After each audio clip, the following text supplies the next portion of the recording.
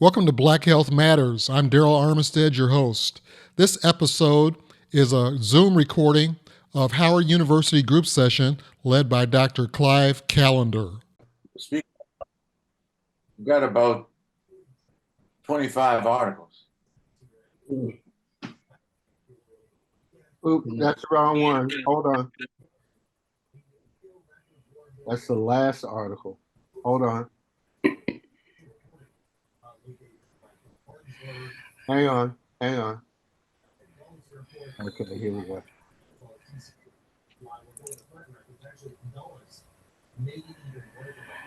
Yeah.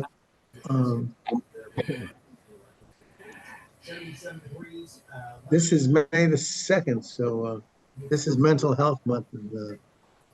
And, we had a great presentation by a real expert psychologist about a year ago, wasn't it, John? Who talked about depression and mental health, and we haven't had a talk since. But a lot of things we discuss here are very similar to some of the things that he pointed out. That you don't have good health unless you have a good mental health, and it's something that is actually not a right, but it should be, because good health should be a right for all. But of course, it isn't. We don't have universal health, and so we have access issues that make good health not available to all. Of course, with mental health, particularly aware of the stigma associated with going to see the psychiatrist and the psychologist, which we hope is disappearing. And this article quotes that 21% of African Americans have mental health issues. And we're more likely to have post-traumatic stress disorder and schizophrenia than whites. And yet only 1/3 of African Americans who need mental health actually receive it. While 40% of whites seek mental health, only 25% of African Americans do the same. We also have feelings of sadness, hopelessness, and worthlessness, high rates in whites. And tragically, for African Americans aged 15 to 24, suicide is the third leading cause of death. Actually, for teenagers, it's the second leading cause of death, with accidents being number one. So mental health is a significant issue. And so I just listed some of the significant barriers to our African American mental health. And first one is expensive, and many psychologists and psychiatrists don't accept health insurance, and they want you to pay cash. And many insurance plans don't even cover mental health. Then secondly, the stigma and shame associated still is something. It's getting less now because we're becoming less dismissive of mental health issues and recognizing that a therapist is of value, and it's not a sign of weakness and a source of shame. Then I guess some would say that the third reason is the fact that we have so few African American psychologists and psychiatrists. We make up about 13% of the population, but only 3% of the psychologists, and that makes it a problem. Then, of course, because of the poor cultural competency among the non-Black mental health clinicians, this leads directly to poor care and misdiagnosis for African Americans. This is an issue. And then, of course, when whiteness is the foundation of mental health and everything is compared to the white standard, this is bad for us because we have our own uniqueness about us. And of course, the basic distrust of the medical industry is something that we've talked about ad nauseum, but we have been negatively affected by prejudice and discrimination forever, and that has not changed. The reasons for that becoming less and less, but it's still an issue. Navigating the healthcare system in general is a problem. So not to speak of mental health, but just health. But when you talk about the mental health system, it's even more complex. And then culturally, we tend to want to keep our feelings to ourselves and are reluctant to share emotions with others, and that's something we have to learn to overcome. And then our past history with mental health professions has not been wonderful either. This contributes to it. And then, of course, we are more likely to be subject to involuntary treatment for mental illness than others. Then I kind of close by reminding everybody about 988 being the new suicide and crisis lifeline. And if you know anybody and has mental distress, they provide prevention and crisis resources for people who are considering suicide. These are issues that I think we face daily. And any comments about the situation of mental health in the African American I have a community? question, Dr. Callender. You mentioned, let's see if I can find it, cultural competency. Can you explain that a little more? I Yeah, think cultural competence is being able to get along with people from all ethnicities and cultures, so that you're not judgmental. You accept what they bring to the table, regardless of what their culture is, and that is a way of describing cultural competence. If I would uh, identify one word that speaks to cultural competence, I would say it would be openness, non-judgmentalness, and also forgiving. So that's what cultural competence is all about: being open to whatever they bring to the table, whether they're black, white, green, or purple, lesbian, heterosexual, whatever. Any other comments or questions about this subject, which is a subject that we face daily? Dr. Khan, I have a question. The mental health situation, it seemed like it increased when COVID came on the scene. Correct. It especially among the teenagers, the suicide rate increased, and anxiety and depression doubled in all groups, particularly the African American teenage group.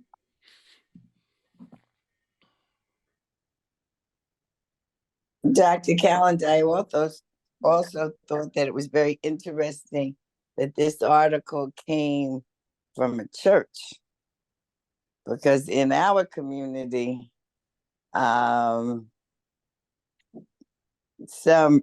religiosity has impacted and contributed to those who felt a stigma associated with seeking help for mental health. And so it's important, and I think it's important that the messenger also come from the cloth. So I think that's an important. I think it is, and I'm not sure that it is common that it comes from the cloth. Oh, it's not, but I'm glad. I think the fact that you've chosen this article and then it does come from the cloth is important and speaks to the moving in the right direction. Because I think the church as a messenger is critical to our community. Well spoken. Any other comments about Mental Health Month and the crisis we face? One other question is it true that everyone needs another person that they can confide in? And it doesn't necessarily have to be a psychologist or a psychiatrist. I think generally, yeah. I think as Dr. Perez said last week, the first transplant occurred when God took a man's rib and made a woman, indicating that we need a partner. So yeah, I would agree with that statement, John. Right. Dr. Callender, I also agree with the church thing because most of the time in certain denominations, they say all you need is prayer, talk it over with your God or your Savior, Jesus, and you'll be all right.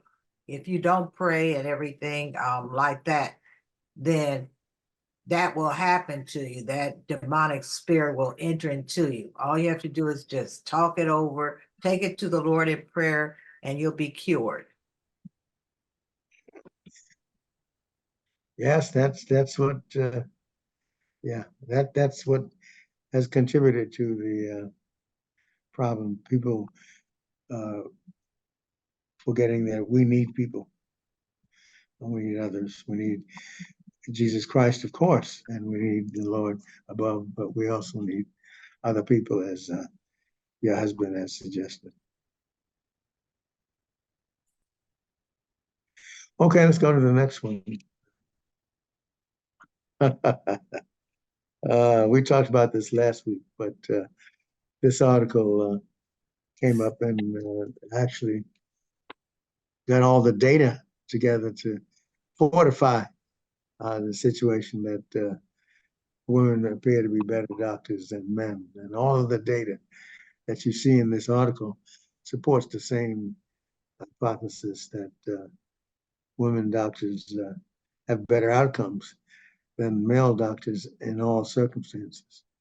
And I think wasn't an exception to the rule. And this article reviews many different data items, and they all pointed to the apparent sensitivity of the female doctor over the male doctor.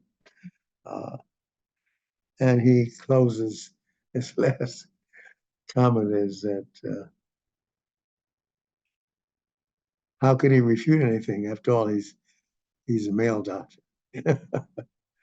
So, but the data is there and overwhelmingly supports that the sensitivity of the women doctors contributes mightily to the better outcome that they have compared to male doctors. So it's no different from the previous article, except it has much more data to support that position. Outstanding article. You would say that, yeah.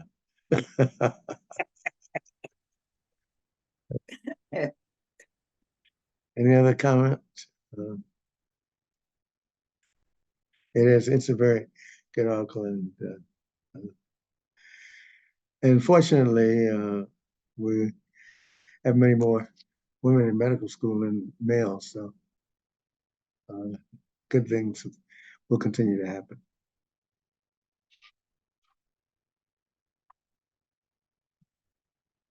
Okay, I guess we can go to the next article. This is we're making progress as we move on with the big kidney transplant now combining with a heart pump. So we're continuing to move in the area of xenotransplantation, using the pig model as the organ. And with the genetic editing, this makes it possible, and it's going to be interesting to see what happens in the long run. We've only done this. This is the second, third of the big kidney transplants, and so time will tell.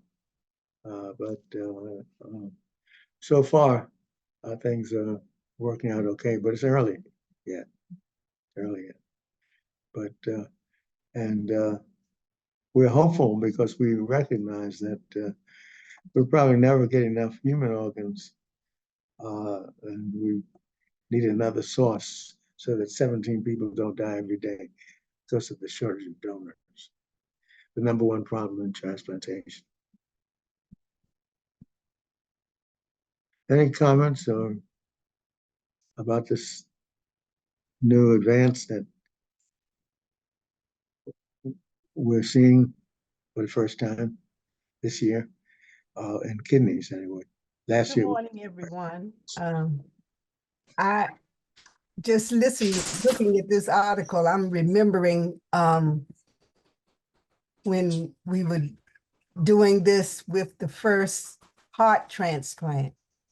And now we see how far we've come with that. So this is just another step. Any other comments or questions?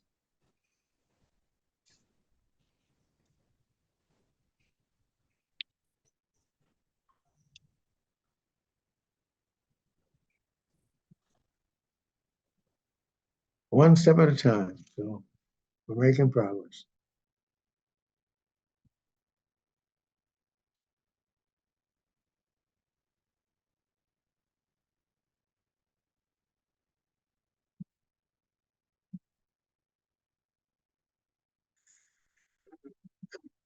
I can remember years ago, Dr. Callender, in our early transplant sessions, you brought up the idea or suggestion. If you needed a transplant, would you take an organ from a pig? And of course, back then it was unheard of.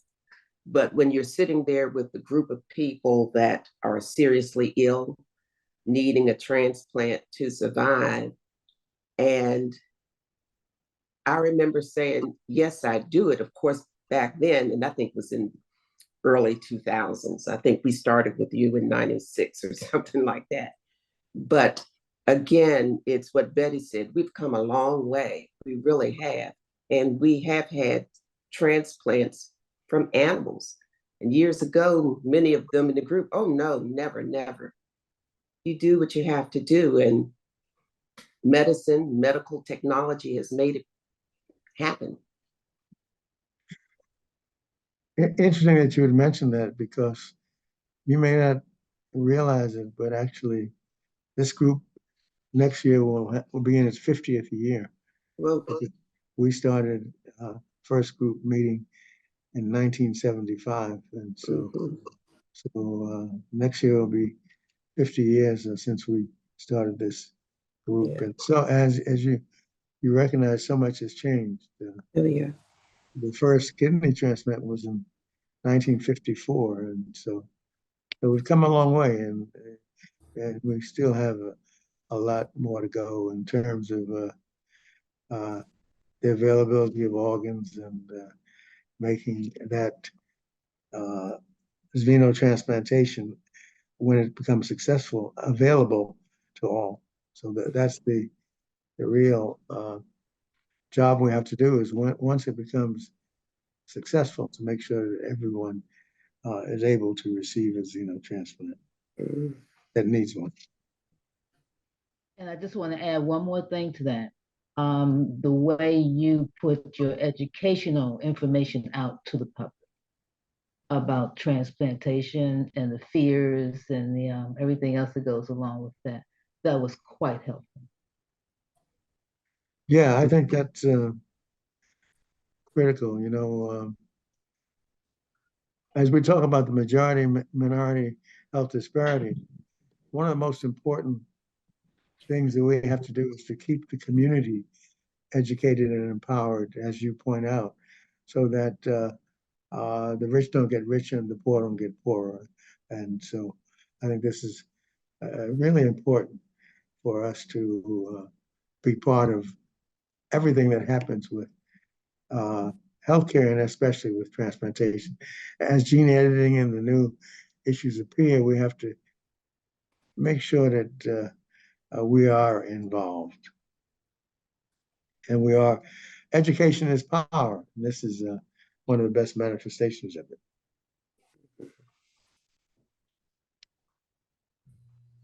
Something we don't talk about very often when it comes to organ transplants is the cost. We know that insurance covers most of the costs, but there's a lot of plans with caps or copays. And with the kidney transplants costing the average around a little over $400,000, if you have a 20% copay, that's about 80 grand. Excellent point. Most people recognize that the only place in healthcare that you have universal healthcare is transplantation, but they don't often realize that, what the point you brought up, that some people can't afford the copays.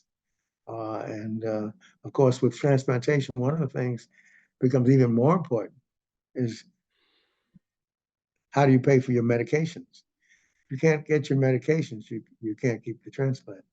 Because so far, in order to successfully have a transplant, you have to continue to take your medicine every day. And so there is a green screen with transplantation. And the green screen is just what you talked about, the copay, and also whether you have insurance. And about 90% of the population can do it, but there's about 10% of the population that can't. And so 90% is better than what we had, but it's still not 100%. And I'm glad you brought up the issue of copay, because that's sometimes invisible. People don't think about it until they get the bills. Yeah, and the reason it came to my mind is that my cousin Rodney had a kidney transplant. I believe it was Sunday night, and he's got a GoFundMe page, and I guess it's to cover the copay. Yeah, well, glad to hear he got his transplant. That's good to hear. It's good news. Yeah. Any other comments? If not, this is an article about home dialysis. It's an option for transplant for dialysis patients. You can have in-center dialysis, or you can have home dialysis. The one that is most desirable for many is the home dialysis, because it's cheaper, and everything, it depends upon when the timeliness of when you want to dialyze yourself and how you want to do it. Of course, it requires cleanliness, because most of the home dialysis is not hemodialysis, but it's peritoneal dialysis. And there's usually you have to have somebody who helps you with it. And then, of course, that person can help you with it, and then you can learn to do it yourself. But the costs of all of it are not completely paid. And this is an opportunity to get staff to go to the house and take care of you and give you your peritoneal dialysis or your hemodialysis. And this is probably the way most dialysis will be in the near future, because in-center dialysis is a lot more expensive than home dialysis. And so this funding that they're talking about is a good idea to try to get more people on home dialysis with staff funding that would make it easier for them to leave the centers and go to their homes and dialyze themselves. Any comment on this? Those of you who've been on hemodialysis or peritoneal dialysis, any comments? I have a question, Dr. Callender. What's the difference between peritoneal and hemo? The difference is that peritoneal dialysis usually takes about from 10 to 12 hours and is daily. Hemodialysis occurs 3 times a week for 4 hours 3 times a week, and your kidney that you have works 24 hours a day. And so the quality of life that you have with hemodialysis, with peritoneal dialysis, is a little better than the quality of life you have with peritoneal dialysis. But the problem is that there are complications associated with peritoneal dialysis, like infection. If you're not scrupulously clean and really very perfection oriented with your dialysis, you can get infected. Once you get infected, you can't have peritoneal dialysis anymore. But the time that you spend with dialysis is one of the factors. The fact that you do it daily and compared to hemodialysis, which occurs 4 hours 3 times a week. Does that answer your question? Or if not, I can do that if you need me to. I'm still a little confused, but so the process is the same, but No, the process is not the same. Hemodialysis involves the blood, and they take the blood from you and put it in a machine and cleanse the blood, take out the impurities. Then they take the pure blood and you get it back in. But it only occurs, as I said, 4 hours a day, 3 times a week. And your kidney functions 24 hours a day, 7 days a week. So peritoneal dialysis is closer to that, but it does not involve the blood. They put a catheter into your abdominal cavity and they wash it out for about 12 hours a day. And you do it when you at your convenience. But because it's done daily, it's more efficient and effective than hemodialysis. so you don't really, if you're on the peritoneal, you don't get to do anything else but that. 12 No, hours a that's day. not true. That's not true. That's just, you sleep. You should be sleeping 8 hours a night anyway. But some people do peritoneal dialysis while they sleep. Oh, okay. Right. So you got 12 hours a day to do the rest of the stuff. And sometimes you can make it with 10 hours instead of 12 hours. But the point is you're doing it daily, and as a consequence, uh, uh, you're closer to the quality of life that you had with your normal kidneys with peritoneal dialysis than you are with hemodialysis. Do you have to go into a center for that? No, it's home, done at home. Oh, okay. Okay. That's why it's called home dialysis. It's done at home at your convenience. And you take all the equipment to your house and you do it at home. Now, if you don't have a clean house, then you can't do it. That's Mm. one of the issues. Is, in order to have peritoneal, you have to be aseptic and you have to be perfectly clean, and you have to be willing to do it daily. So hemodialysis, hemodialysis can be done at home as well, but still done about 4 hours a day, 3 times a week. Thank you, Doc.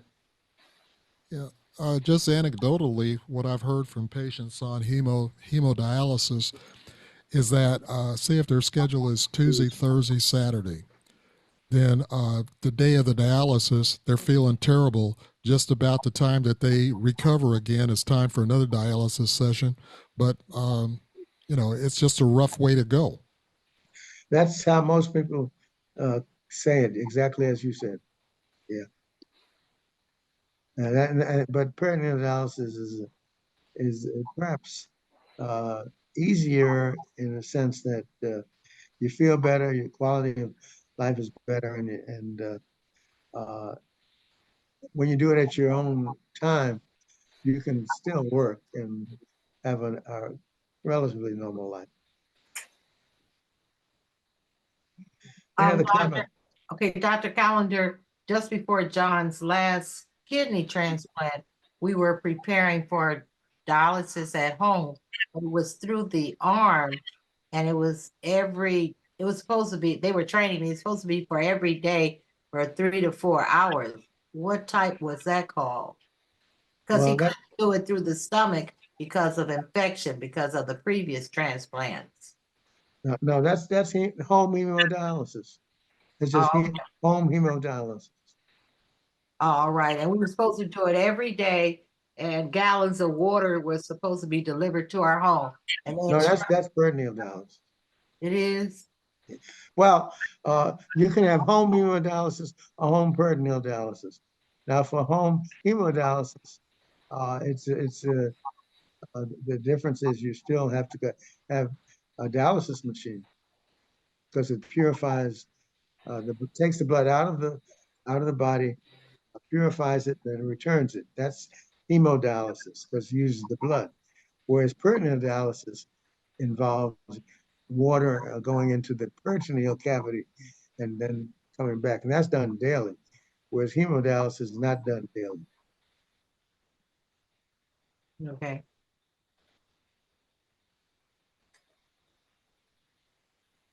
Okay. So those are two advances in treatment of dialysis as well as transplantation.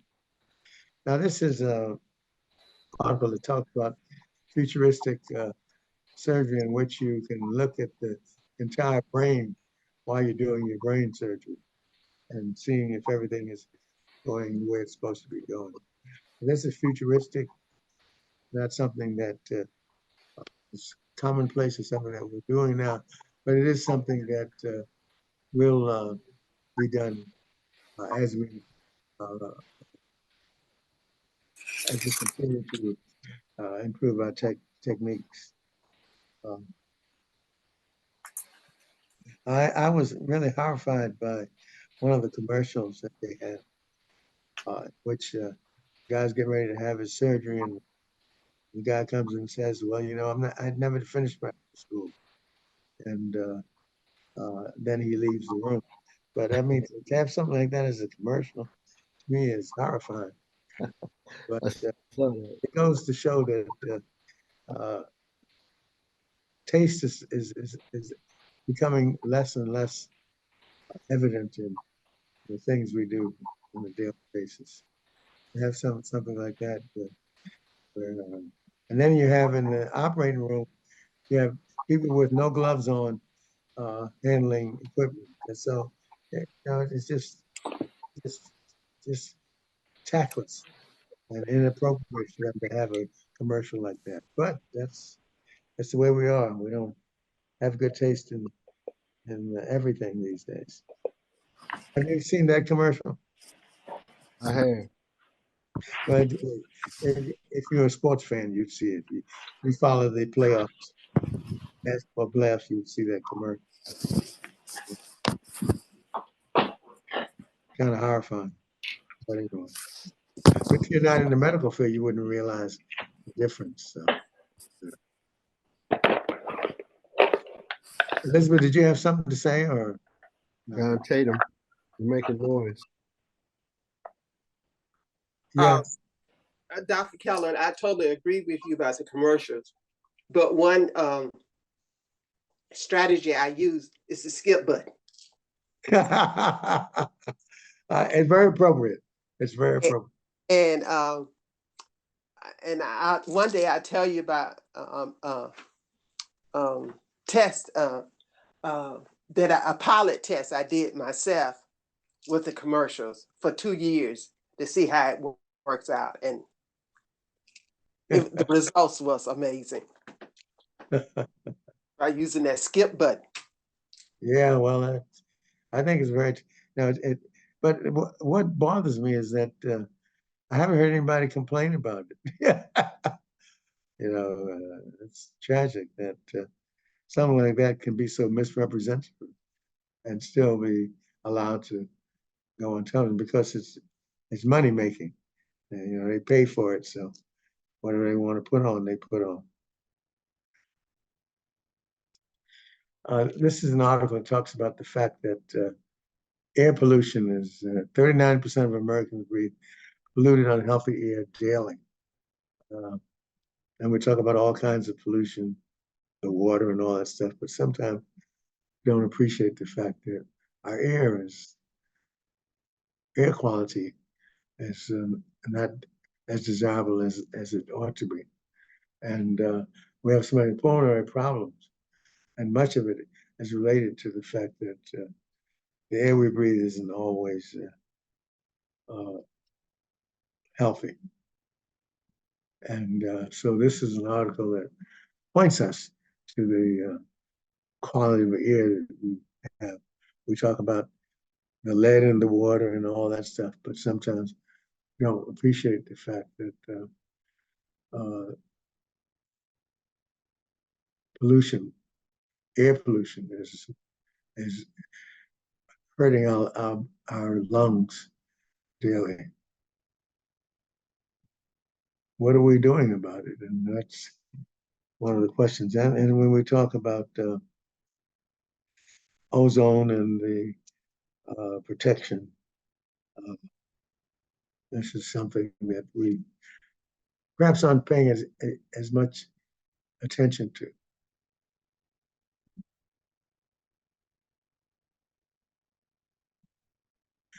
You see the top cities, Los Angeles, California.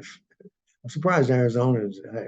I thought that people went out to Arizona to get good air, but it's just Phoenix, Mesa in Arizona.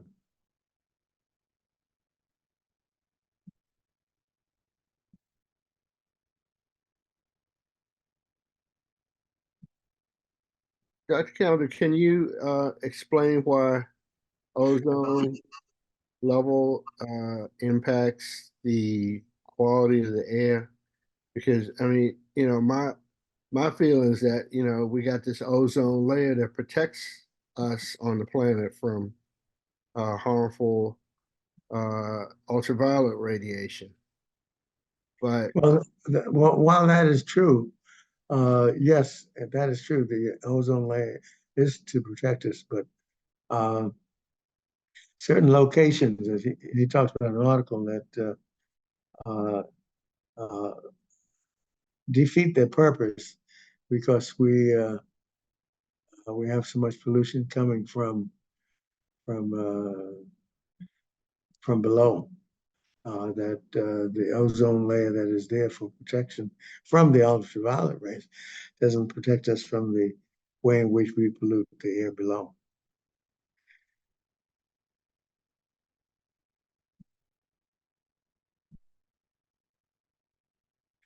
And I think, if you're in one of those areas, it's not, what you can do is stay inside. I think Darryl mentioned earlier that you can have your filters in your house and you can stay inside, and that can help you with some of the pollution. But if you're in an area, and we're going to see an article that talks about asthma, if you're in an area that has a lot of pollutants in the air, the ozone layer doesn't protect you from that.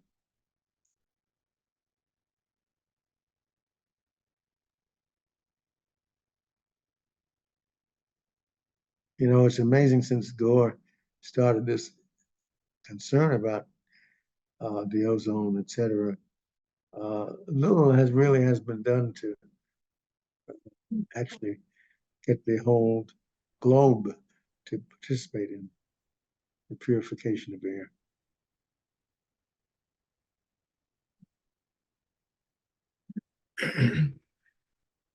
So kind of what you're saying is staying inside is better than being outside as In far some locations, they mentioned certain locations where the pollution, it said 39% of Americans are in areas where there's air pollution. There you go. And so in those locations, you're better off staying inside. But and it hasn't identified all of the areas, just some of the areas. And I think, and they talk about the fact that the as you mentioned before, that the ozone layer, that's kind of its purpose. But when we have pollution from so many sources, including the cars and some of the uh, uh, areas that have the smoke and other things coming out are part of the pollution process. And so states really need to look into it more closely and carefully. That doesn't seem to be being done in most states. So we need more attention to the pollution problem. I don't know what's being done in Maryland. And I don't know what the situation is in Maryland, but that's food for thought, though.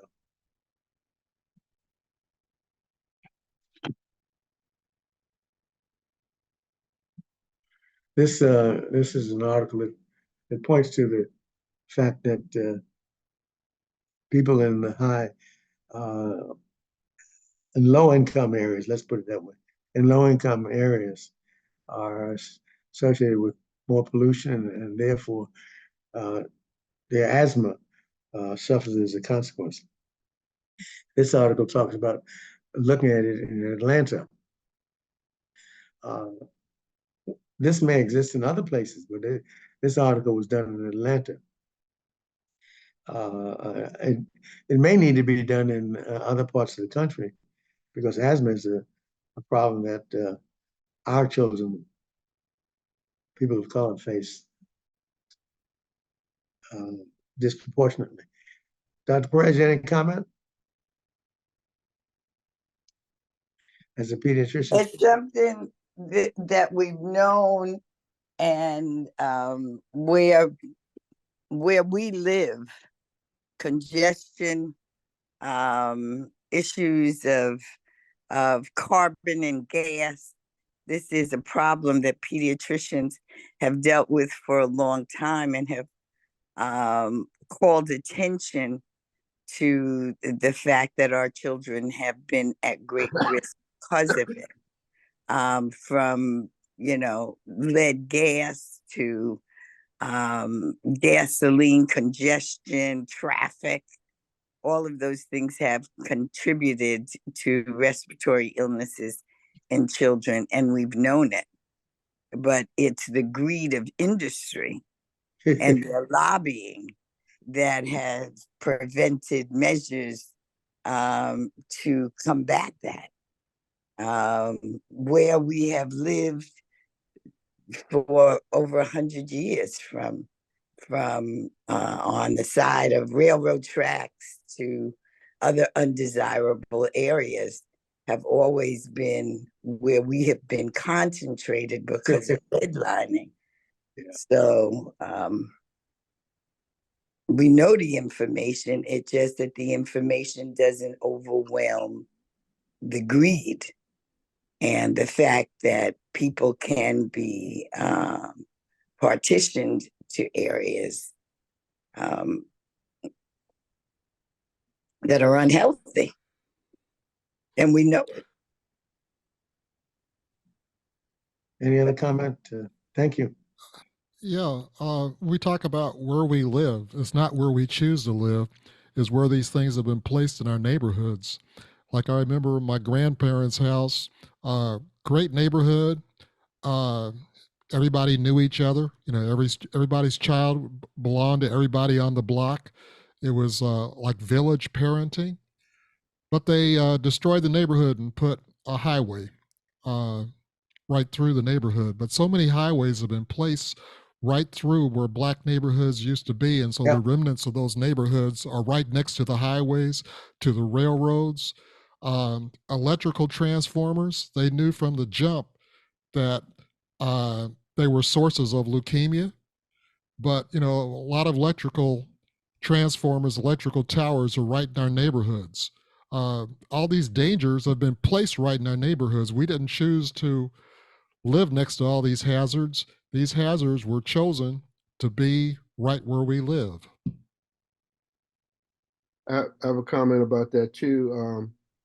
the story about Africa Town, where the final slave ship that brought the slaves came over to right, the Mobile River in Alabama, and Africa Town still exists. That's where it was the largest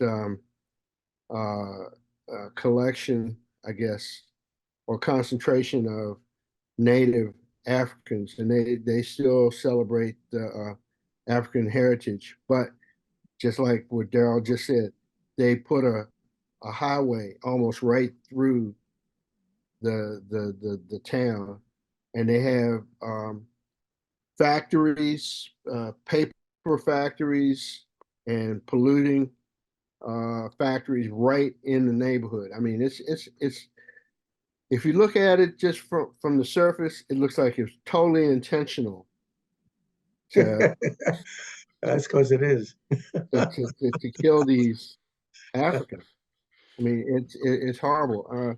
I suggest everybody look that up, Africa Town, and there's I think it's a Netflix series about, well, it's a feature called Descendants, and it features some of our local scuba divers that helped to find the wreck of the Clotilda, which was the last ship that came over with slaves.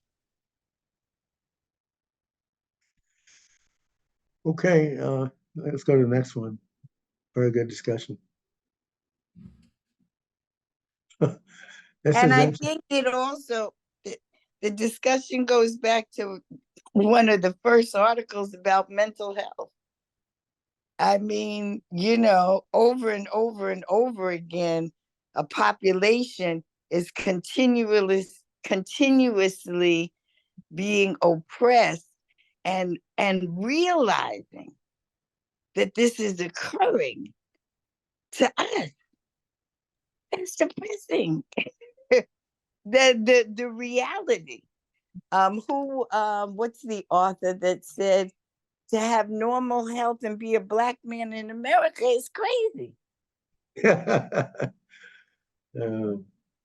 yeah. Reality is harsher than the dream, huh? Yeah. Well, climbing stairs reduces risk for all-cause cardiovascular death. I think of John Tatum, who talks about how he used to climb the 4 stairs to come to our group meetings, and how healthy that is. But yet, as you grow older, climbing the stairs becomes harder to do. What do you say, John? I say that's very true. And I tell you guys something. Yeah. Well, Were on the 4th floor of the Towers building. And I used to go yes. up all those steps and take a breath when I got to the top. But right now, in my present condition, I can't even do one flight. Well, one flight would be pretty good. Yeah, for Do me. that one flight. Yeah, it would be for me. Yeah, exactly. Yeah, just do the one flight. And then this article talks about the fact that if you just did one flight, it mentions that what do you do? Take that one flight about 4 to 5 times a day. That would decrease your mortality rate from cardiovascular disease considerably. So climbing stairs is a good exercise. Any of you do much of that? Actually, Doc, my doctor told me to avoid going down the stairs because I have arthritis in my knees. But That's right. For going, arthritis, it's going down the stairs that's the problem. and that's something going Yeah, up, it's not going up the stairs. It's going going up is down the good. stairs. Your Right. knees, every step you take, your knees talk to you. Snap, crackle, and pop. Right. Yeah. That was my problem. I was in a house, 3 levels, and had to climb 14 stairs. And one day I made a point of marking each time I went upstairs. You go up, of course, you have to come down. And you don't go out of your way to go up, but just normal everyday living, go to bed, go get this, go do that. And it was 13 times I was going up and down those 14 stairs.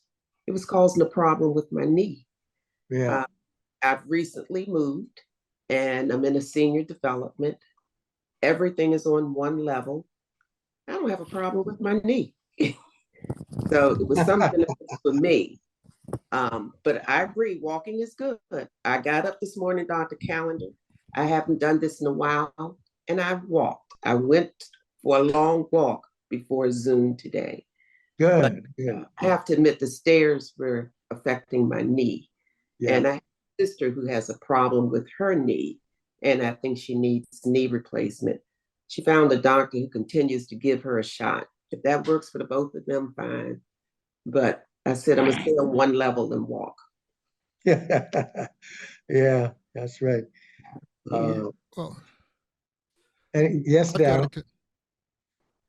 I've got a concern we don't talk about a lot, and that's that with dialysis patients, they say 60 to 100% of them, somewhere in that area, develop neuropathies that affects Yeah. their mobility.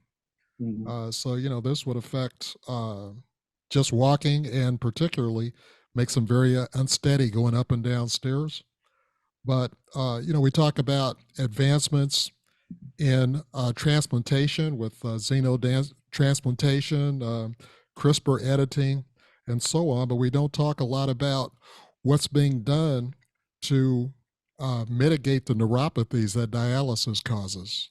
Well, one of the things that we do know is that transplantation will help with that neuropathy. But you're right. That's one of the two problems on dialysis that really patients complain. Itching is one of them, and neuropathy is another. And haven't heard any solutions for the neuropathy. That is an issue that is concerning, and we haven't done much about it. We do have some medications, but they are not very good. They have a couple of medications that we use for neuropathy. Like gabapentin. Yeah, that gabapentin is I've probably developed neuropathy, and that was the medication that he gave me. And one who does not like to take a lot of medication, and in talking to different doctors, they didn't have a good opinion of that. And well, there's another drug that is in the same category that's supposed to be a little better, but it is associated with swelling. But those are the two drugs that they use for the neuropathy that seem to be the most beneficial. But you're right, gabapentin has its critics, but it also is beneficial to a certain percentage of patients. The other one is Lyrica. Yeah, Lyrica, that's right. Yeah, that's one you get swelling from. But yeah.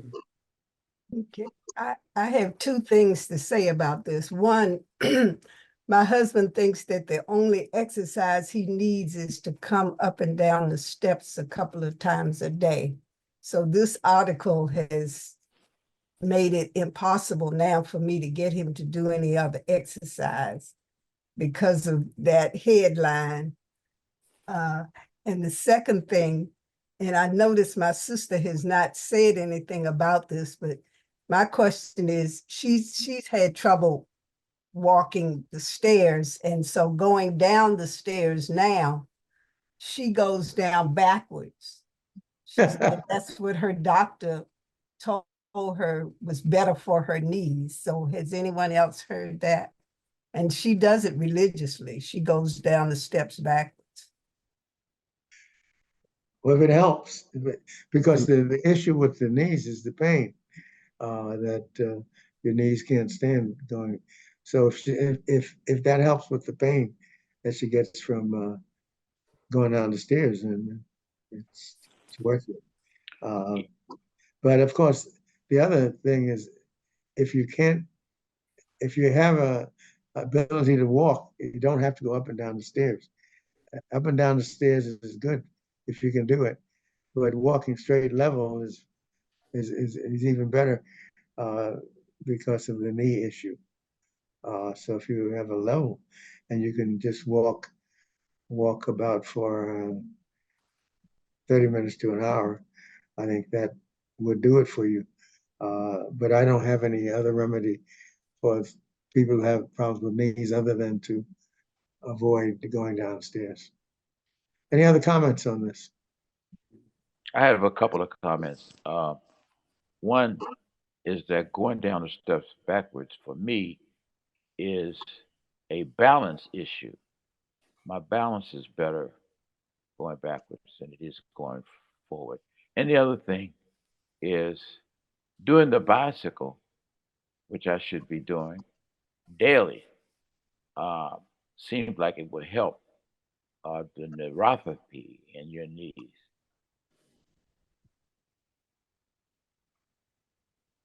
I don't know. Stationary bike. Yeah, I don't know that. I haven't read anything that says yay or nay on that. Any other comments?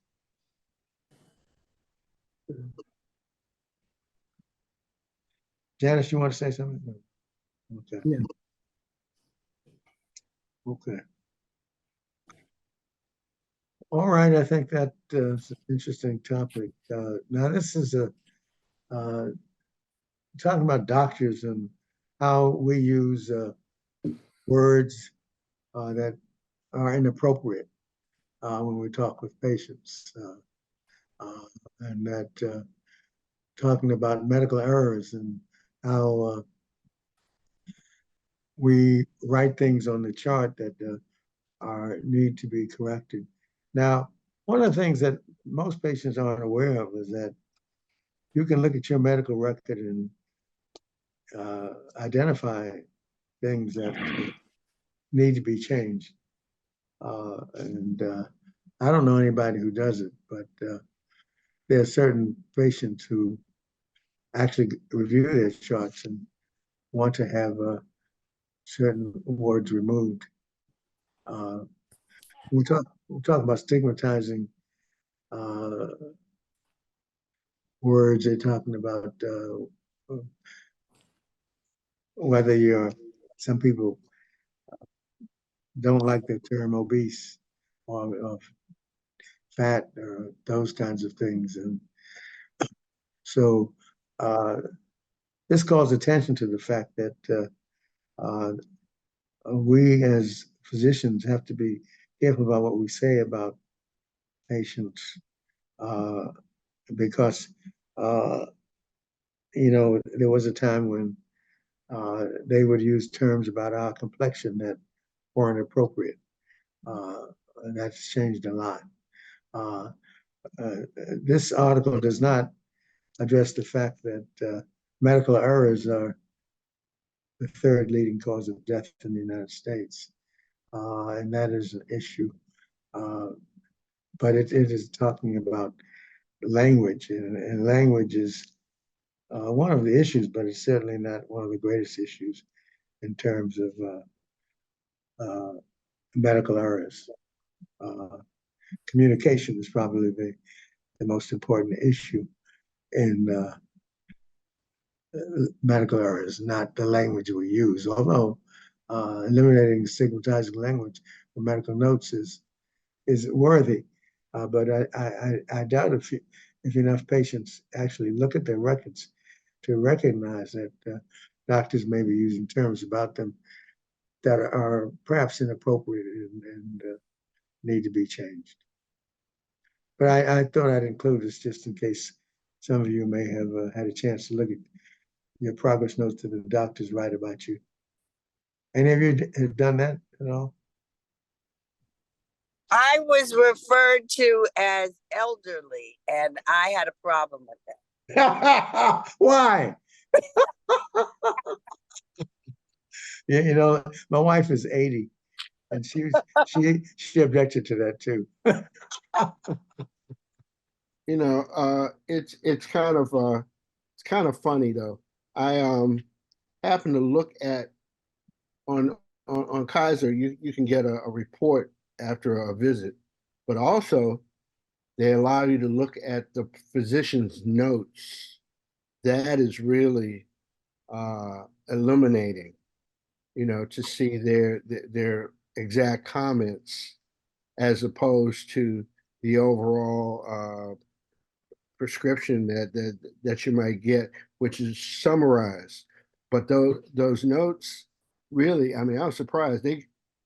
My ophthalmologist asked me questions about what was going on in my life and included those notes in his physician's notes. And I never knew that he was recording. Well, I saw him typing, but I think it's and he did a really good job. I mean, I have no problem with what he said, but because it was just what I told him. But I didn't know that that was going to be part of my medical record. Yeah, well, okay, well, it's an interesting aspect of the practice of medicine that most patients aren't aware of. So I just thought I'd bring it to your attention. I experienced that also. One time I was looking at the notes as John Buchanan was saying. They give you reports now. This portal after you go to a doctor, your blood tests and everything, you can look. And one time he said I was non-compliant, which I was, but I didn't expect to see that because I wasn't taking the medication because I felt otherwise. And then one time I was there and he said, "Oh, you're perfectly healthy for somebody of your age. You got at least another 10 years." And I'm going, and because I don't feel that way, or they call me elderly and stuff, and I'm going, what? And I never perceived myself that way, but I still look at him like, maybe because he has a lot of older patients, but some of those things you just shouldn't say. And I also have another thing about it, even in church, somebody will come up and say mother, and I'm thinking about you, I'm not your mother, or somebody told me I should give my seat to whenever my mother taught me, whenever you see an older woman, you give your seat to her. And I'm going, well, I'm fine, I'll stand. But it does take effect. That's all about respect. That's respect. I know, but sitting causes more harm than if you actually stand and get your exercise. And even like lifting groceries, that's weight training. I can lift my own grocery bags. This is too. Yeah, I'm fine. Okay, if I need help, I'll ask for it. Well, I guess I'm just the opposite. I enjoy when people say elderly, the fact that I've made it this far and in good health. I love it. When I never dye my hair because you get, all the doors are open when you getting ready to go somewhere, people to run in front of you to open the door. So I love it. Keep it coming. Okay, I know I'm vain. I stopped dyeing my hair once I stopped working, because working around young kids or even high schoolers, and they're talking about you're my grandma and stuff. I'm not playing that stuff. But anyway, I have to recognize the fact I am vain, and sometimes I'll see myself in front of a choir or something. I say, I'm the only white-haired one up there. I need to dye my hair back again. But anyway, I'm getting over myself. I love it. I love it. It's not just women though. I since I have a white mustache, I get that a lot. Sir, I get the sir, and it used to offend me, but now I'm kind of proud of it. Oh, Well, I'm vain and I love it. Black hair and all. But I have to admit, we age differently. As I stated, I recently moved into senior development. And sometimes I group meetings with certain ones. And I'll tell my sister, they're kind of old in here, aren't they? She said, well, you're one of the old ones too. And sometimes I just don't realize how old I am. I have a neighbor across the street, and a couple of times she's fallen. And several weeks ago, I went over there and saw she was out in her little driveway, and I was trying to help her out. She has a dog, little dog. Everybody has a little foo-foo dog, and he kept barking. And I was trying to tell the dog I'm trying to help her. Those fangs came out.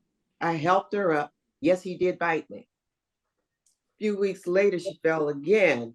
I ain't going over there. And so went over there, and he got her up. And she wanted to go to Virginia somewhere. Of course, we don't live in Virginia. I said, what's in there? I got to get my taxes. And she just does off the cuff kind of things. And I was talking about age to her this week. And I said, I've misplaced something, and I'm 74. I'm getting old. So I had to ask them. I said, how old are you, Miss Beverly? I'm 75. My mouth went open because things that happen, the way she looks, the way she carries herself, we age differently. So it's good to stay in good health. It's good to exercise. And it's good to dye your hair. Well, I would like to say when we were speaking about the notes that the doctors write about you, because I too have Kaiser, and I always look at my notes when I get home just to see what was said. And this goes back to the fact that the women doctors are better than the men doctors. And I find out that to be true when they are, making their notes and saying things. They do not refer to you as elderly or whatever as nearly as much as the male doctors do. The women seem to be more sensitive. I guess that's the word for it. Elizabeth? Yes. Again, good morning, everyone.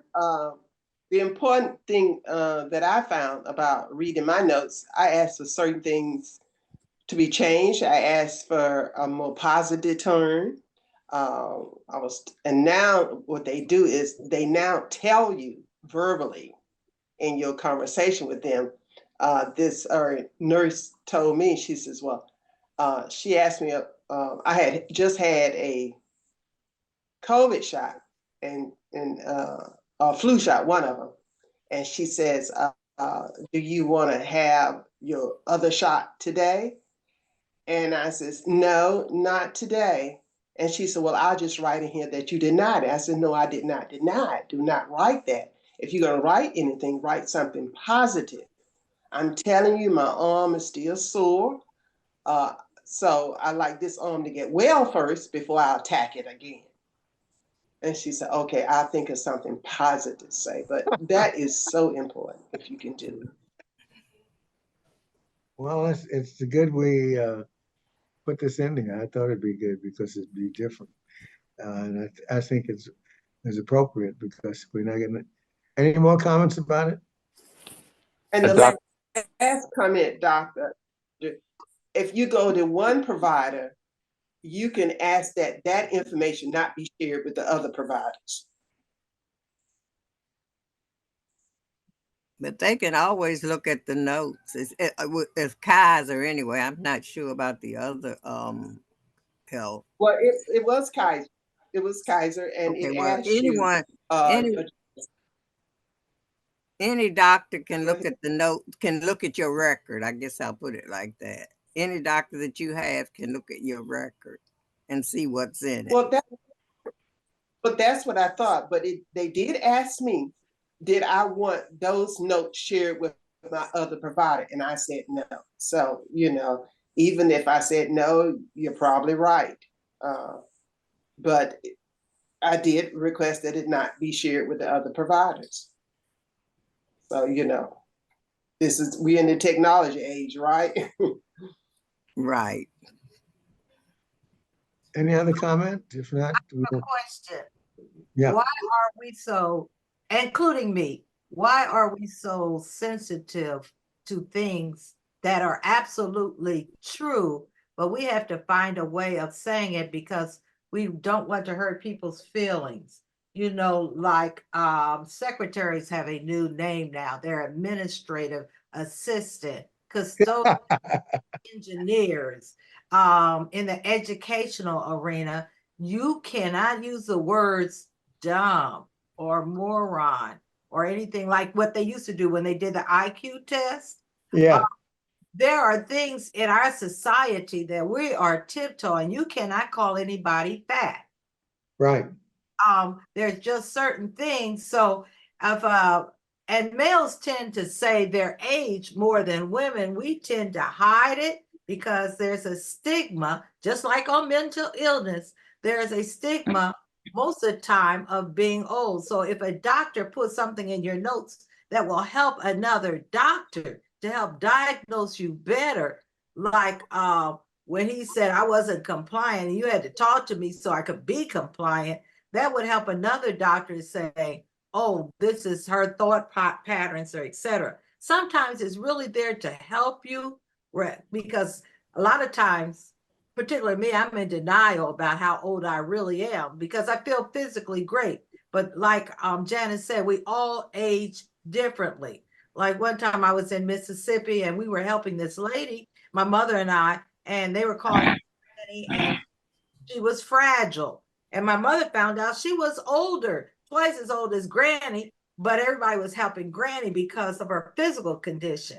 Mhm. So the way the stigmatism, whether it's mental illness, your age, or etc., we can't.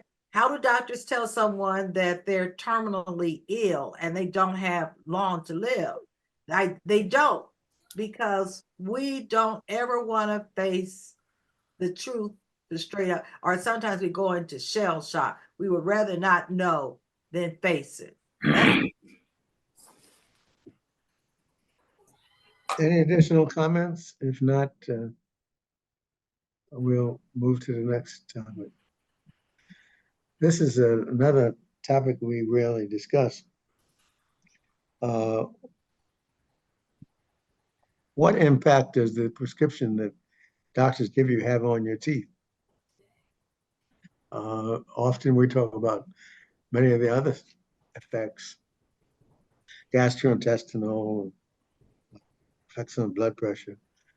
Not too often have we talked about the impact of some medications on your teeth, on your gums. We have some medications that we give patients in transplant that cause hyperplasia of the gums. So we have to let the patient know that you take sometimes a cyclosporin or drugs like that, that you may get some gingival hyperplasia. So this is something that when the doctors write prescriptions and they talk about the side effects, often don't talk about the side effects that you have with your dry mouth or gingival hyperplasia, which is a common side effect of medication with transplant and for epilepsy. So that this is something that we need to do more of when we're giving our patients prescriptions, to let them know if there are side effects that affect the mouth and the gums and the teeth, the bones of the oral cavity. This article talks about that there are medications that we should do more about letting the patient know that it is going to affect the oral cavity.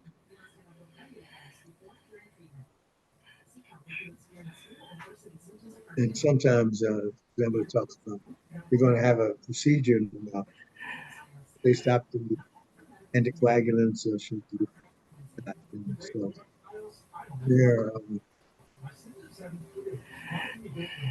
these are aspects of interaction with your doctor that may not be discussed. You might You might want to know more about the side effects of medications on your mouth or your teeth, gums. Have you had any medications that affected your oral cavity or your gums or your teeth?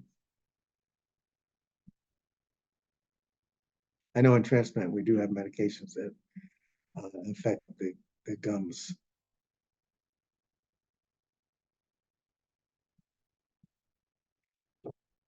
So I take it nobody's had any side effects from any medication that Yes, Dr. Callender, my retired doctor would say with my high blood pressure medicine, and he would say, when you go to the dentist, tell them or remind them the medication you're on, and have the, when the dental hygienist does your teeth, have the dentist to check them every visit. But the new doctors are not saying that. But my old retired doctor always told me that. good old retired doctor.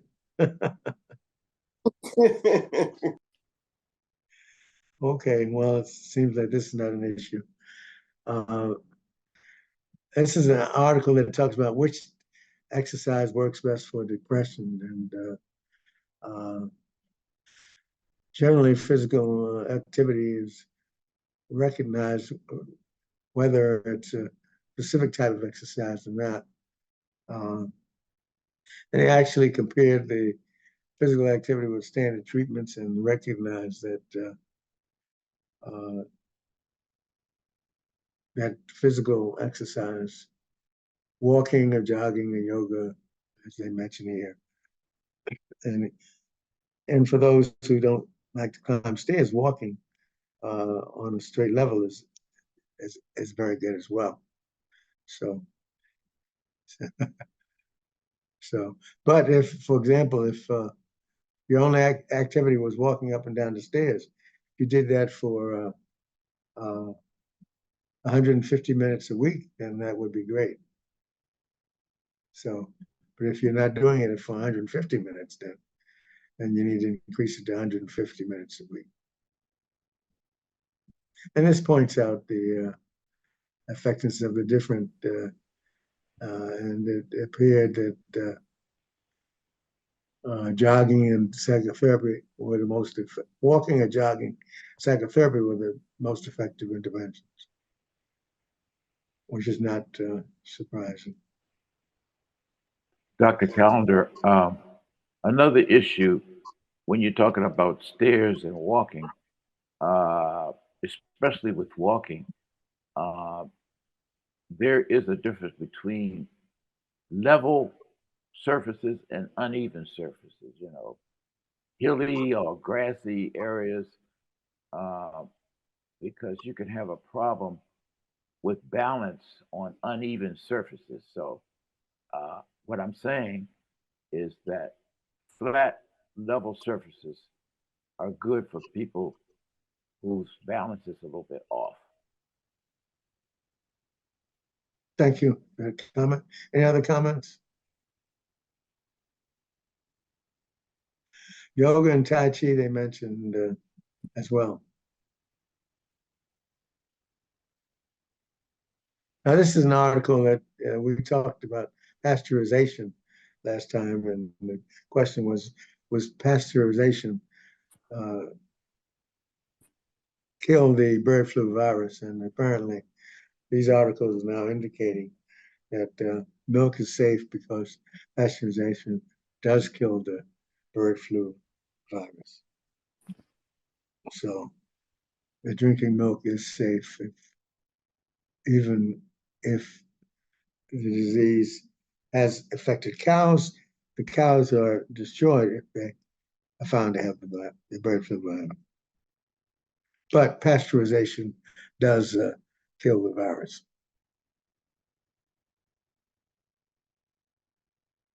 And this confirms the fact that they found traces, but the virus was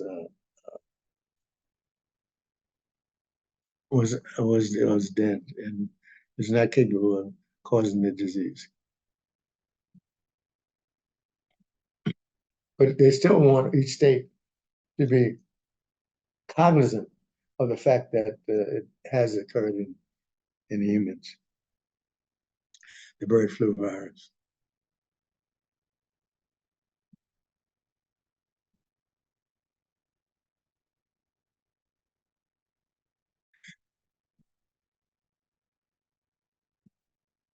Go on to the next one, please.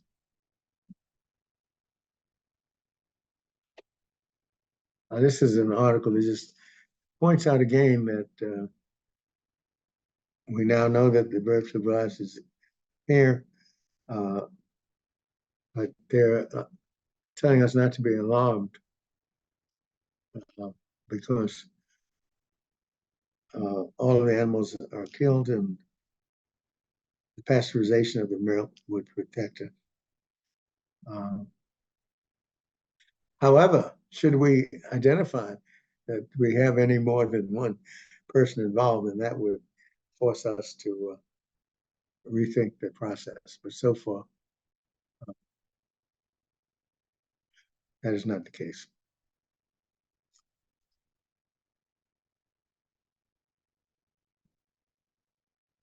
However, as some would say, we've erred before, but it looks like while it's going to other animals, it's not getting to us yet.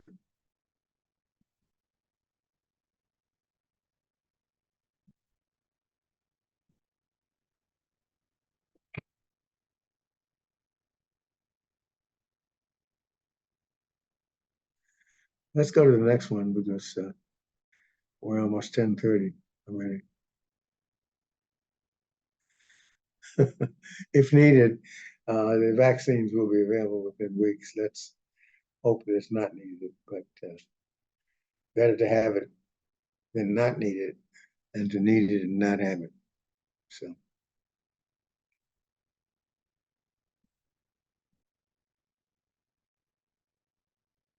let's go to the next one, please. Finally, a limit on levels of toxic PFAS or compounds that poison us, so-called forever chemicals. It's interesting at this point when it has affected millions of people that we're now talking about putting levels on these forever chemicals.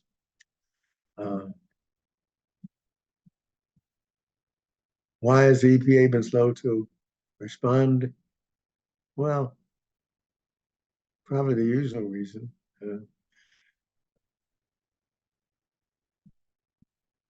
Concern about expense. And but now becoming clearer and clearer that these products are toxic and are causing increased obesity and cardiovascular disease. And of course, you look at the companies, 3M, DuPont, these are big lobbying companies that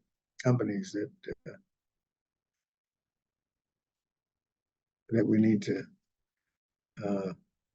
hold accountable.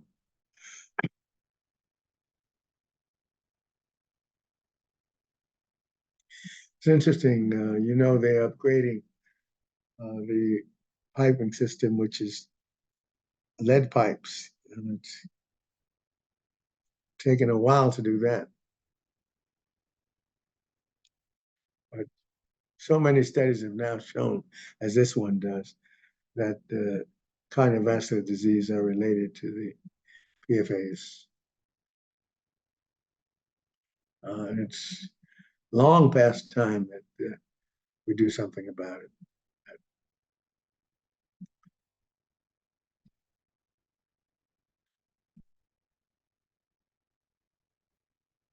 And so it's important that groups like EWG and other companies point out the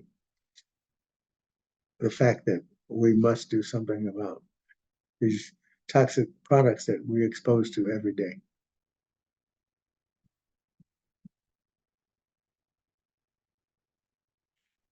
Let's go to the next article, please. This is one of the articles that, you know, this is the first drug that has been known to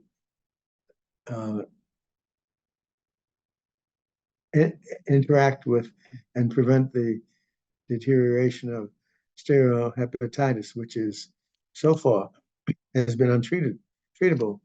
And when you get that stereohepatitis, it is usually gives you liver cancer or kills the liver, and you need a liver transplant. So for the first time, we have a medication that actually slows down the process of hepatitis. Talking for the most part about non-alcoholic hepatitis, which is now becoming one of the leading reasons why people need liver transplants. Not from alcoholism, but because of fatty degeneration of the liver. And before this drug, there was no treatment for it other than liver transplantation. And so this new drug, because it's early on now, has been FDA approved. And the early treatment results are very good so far, but we've only just begun. But remember, this is treatment for something for which there was no treatment before, other than liver transplantation. So we shall see what we shall see. This article talks about the role in heart attack risk during stressful times is increased if you have a family history or genetic history of people having heart attacks. So stress is a cardiovascular stimulant, and if your family has a history of cardiac disease, then you're more likely to have a heart attack stress than if your family does not have a genetic history of heart attacks. Now, it's interesting for a group like ours, which is associated with so much stress all the time, to know what to do about this, because we're always stressed.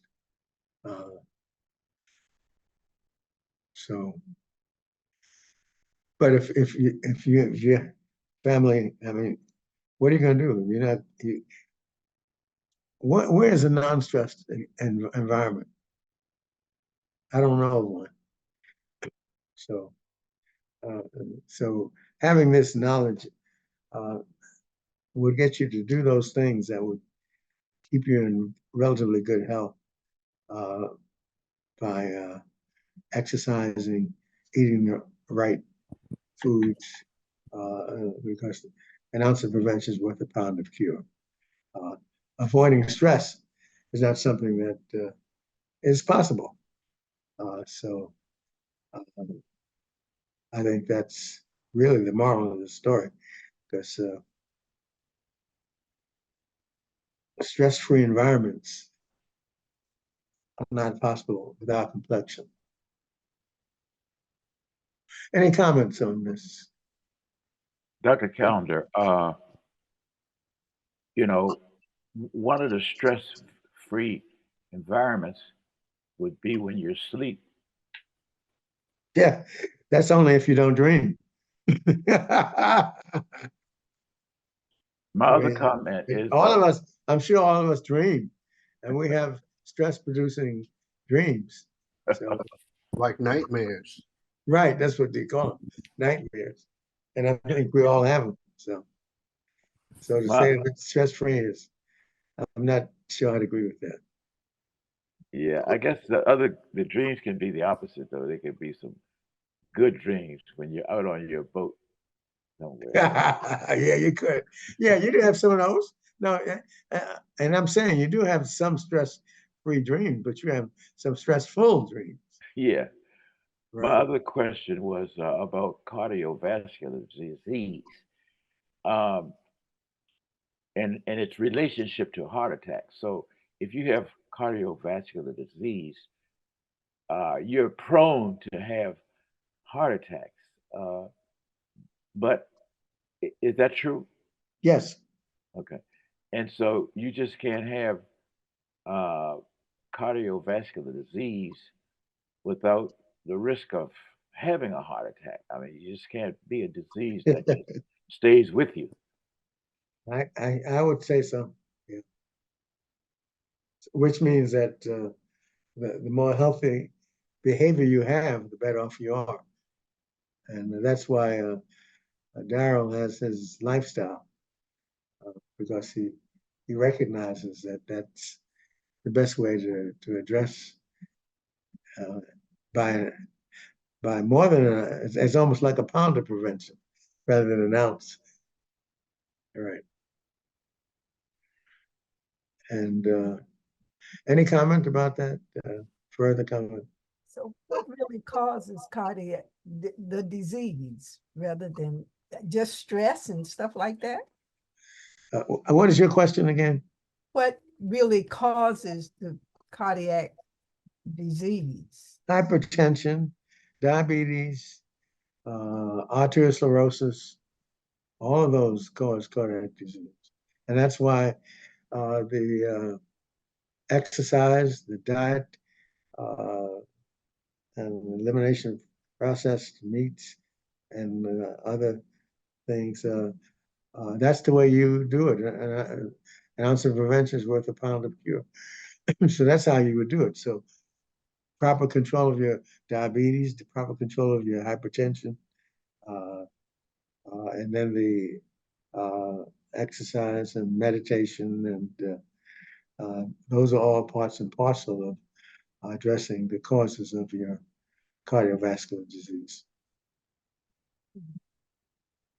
And that's why we spend so much time talking about all of those aspects of it. Yeah. That's why Darryl thinks he's going to live to be 100.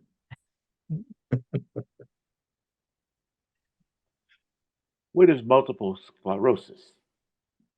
Multiple sclerosis is an autoimmune disease in which you have the neurological system compromised, and they have all kinds of neurological symptoms from going blind to being paralyzed to coming in and out. And they have medications now that they give you certain monoclonal antibodies that are helpful in terms of the symptoms of multiple sclerosis. Now, this is an article. Atrial fibrillation is a common cardiac element that in which the heart rate is not what it used to be, and the complications of auricular fibrillation or stroke, but heart failure apparently is the most common complication, which means you can't breathe. And when you have swelling of the legs or ankles or feet or hands, kidney failure and heart failure are the commonest causes. And of course, liver failure as well will give you anasarca. And so, but for atrial fibrillation, a long time, the most common side effect was thought to be stroke because you have a blood clots that may go to the brain and cause a stroke. But it's now recognizing that the most common cause of death in atrial fibrillation is actually heart failure, not stroke. So that's what this article talks about.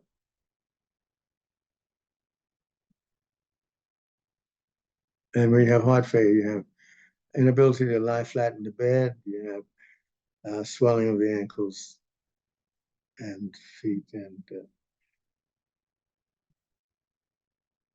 which is one of the earliest signs of congestive failure. Then we go to the next one, which will be the last article, because 10:30 already. And this is talking about how primary care doctors can address some of the gaps in mental health care by screening them. Like I think some of you talked about now, your primary care doctors give you screens to see if you have anxiety or depression, and then they can refer you to a psychologist or psychiatrist, and they can also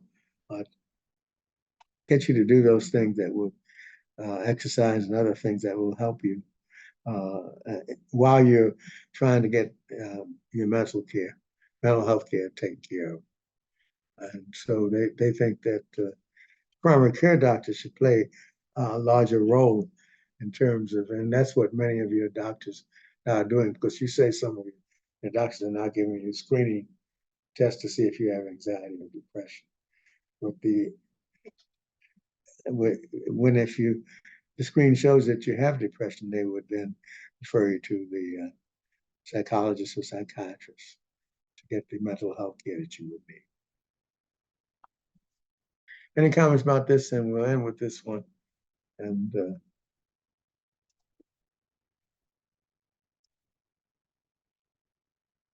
any other comments? If not, One question. yes. Depression can be stressful, and also stress can cause depression. So you can get caught up in a vicious cycle that way. Yes. Any other